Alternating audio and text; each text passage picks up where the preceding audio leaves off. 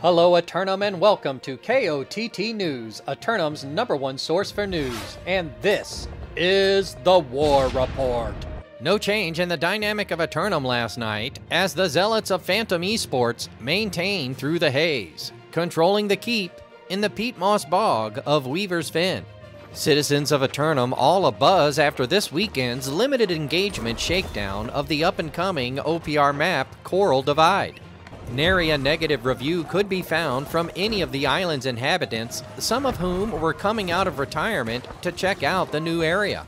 Critical participants seemed only sincerely interested in discovering any potentially unexpected conditions that future players might find hazardous or even humorous. KOTT News crew spent the final day of the event inspecting the facility with the safety and security personnel, ensuring all surfaces that players would come in contact with adhered to the LARP Code standard or were removed.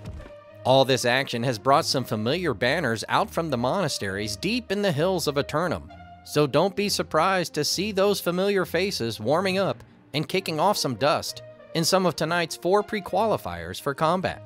Daywalkers of the island enjoying their 3-day reprieve as the invasion response squad captains get together for brunch to discuss this evening's incoming corruption armies and how to assign personnel to handle some overlapping coverages. One more submission for Simulated Fantasy Combat Resolution tonight, brought to you by LARPCO.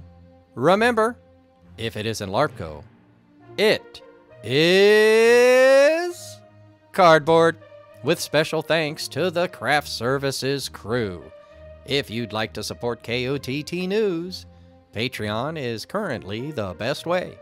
Tonight, the Marauders of Space Kitty 2.0 assail the Syndicate members of Primordius for control of the secondary oil reserves of the Cutlass Keys.